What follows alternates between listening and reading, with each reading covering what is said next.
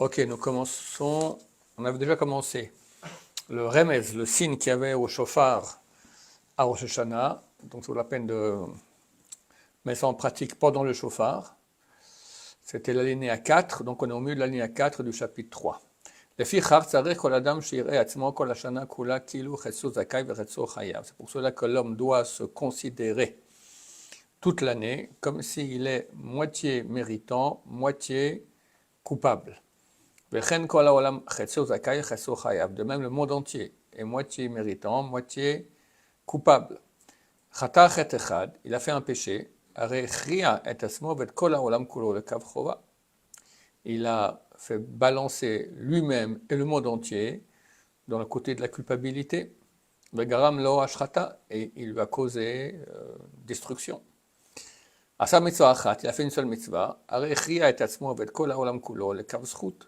Il a balancé lui-même le monde entier du côté méritant. Il leur a amené par cela une rédemption et un sauvetage. Shenemar, comme il est dit, le tzaddik, il est la base du monde. Alors, le tzaddik, oui, mais nous aussi, nous tous, on peut, par des actions de tzaddik, on peut aussi agir ainsi. Chez tzaddak, c'est qui? Celui qui a eu raison, il a fait quelque chose de bien.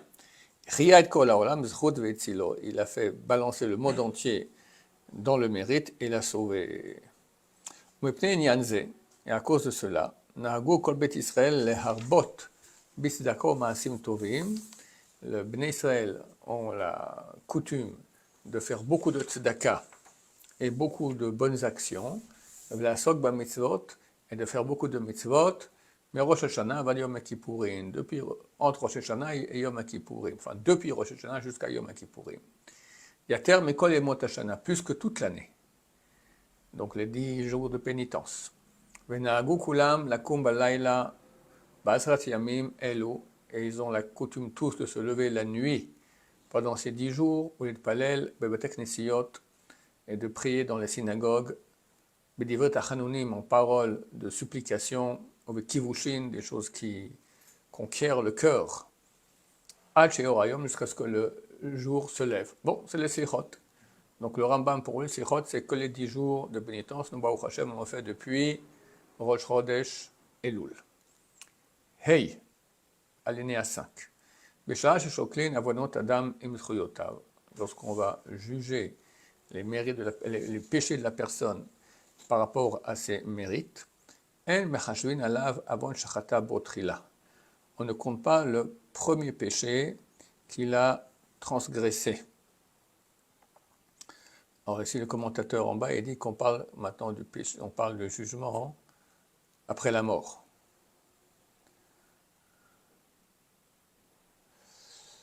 Velo sheni, ni le deuxième péché. Elam shishi ve'elach, mais depuis le troisième péché. On va faire un rabais des deux premiers péchés.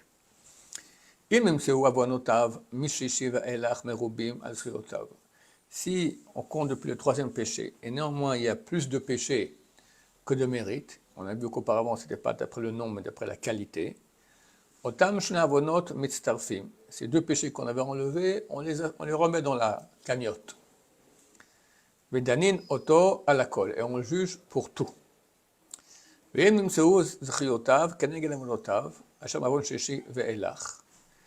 si c'est à égalité les mérites avec les péchés depuis le troisième péché, on efface tous ces péchés l'un après l'autre. C'est ce qu'on dit dans la prière, Mavir avonot rishon rishon. Qu'est-ce que c'est? C'est là. Les fiches Hashishi Nershav Rishon, parce que le premier est considéré comme le troisième péché, est considéré maintenant comme le premier. Si j'ai enlevé les deux premiers, donc le troisième devient le premier. Et vu qu'on enlève les premiers, alors on enlève celui-là aussi. D'accord? Et ainsi de suite. Parce que les deux premiers ont été pardonnés. De même le quatrième, Rishon, il devient premier. Car le troisième a été pardonné. Et ainsi jusqu'à la fin. Super bien. Hein? Il ne parle pas de choix ici. Ici, il parle du compte des péchés et des... S'il y a plus, on fait comme si c'était effacé en fait. Dieu, il est matek klape hesed, il penche plus vers le bien. Donc quand il te juge, il va te juger, il va te faire une sorte de geste sympathique. Les deux premiers, je ne regarde pas. Alors voyons maintenant, qu'est-ce qu'il y a? Si après tout, tu as plus de péché, alors je te remets tout dans la camion. De toute façon, tu es rachat, tu n'es pas de sadique. Si c'est égalité, il enlève l'un après l'autre, tac, tac, tac, tac, tac, tac. Alors ça veut dire que quoi? Il n'y a rien, il ne va pas en enfer. Je ne pense pas que c'est comme ça. Je pense que c'est pour lui donner quel statut on lui donne, sadique ou rachat. Il donne un statut de tzaddik. Mais tzaddik aussi, il doit réparer ses péchés, c'est clair. Ben verim amourim, de quoi on parle? Beyachid, d'une personne seule. Shenemar, hen kol el eifal el pamaim shalosh im gaver. Comme il est écrit, Dieu agira ainsi avec un homme 2 ou 3 fois. Donc un homme. Avalat Sibour, mais le public, Tolinaen, Avon Rishon, Sheni, Veshlishi. On suspend les 3 premiers péchés. Shenemar, comme il est dit, Ashosha péché Israël, Valarba'a lo ashivenu. Pour les 3 péchés d'Israël et le 4e, je ne vais pas le prendre en considération. Shemarshevin lahem al derechze. Et lorsqu'on fait le calcul ainsi, Mechashevin lahem merivi ve'elach. Donc on compte depuis le 4e péché et après. Habenonim, les gens qui sont moitié-moitié. Imaya bechlal mechetza avonot shelahen shelo ner tefillin me'olam. Si dans la moitié des péchés, il y avait un péché qu'il n'a pas mis les tefillin de sa vie. Dalin oto kficheto. Alors, en sachant qu'il devait les mettre bah oui, il n'a pas mis. Ou c'était pas cachère, ou il mettait tordu, ou il n'a jamais mis, d'accord. C'est très grave. Je me souviens, il y avait un très très grand anti-religieux ici, en Israël, c'est Lapide, c'est le père de Lapide. Et Derry a réussi, il était déjà malade, il allait mourir, tout ça, il a réussi à lui mettre de filine, une fois. Parce que c'est un très grand anti-religieux, mais c'est énorme, entre une fois et rien, d'accord, voilà, comme on voit ici. Danin oto kfi chet'o. Veyesh lo chalek le'olam haba. On va le juger d'après son péché.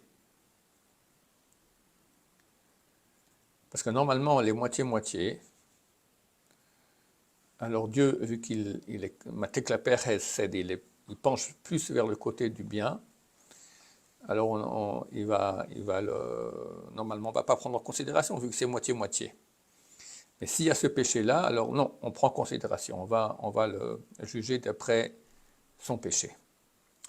Et il a part au olam haba. Donc il doit payer pour ces péchés qui n'ont pas été faits, mais il a quand même part au olam haba. Contrairement à d'autres qui seront cités plus loin, qui n'ont pas part au olam haba, dans le prochain alinéa. De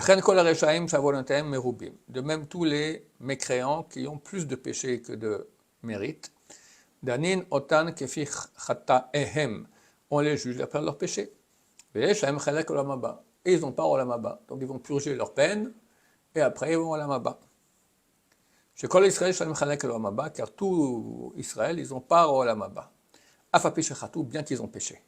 Chez les mains, comme est écrit, ton peuple sont tous tzadikim et toujours hériteront de la terre.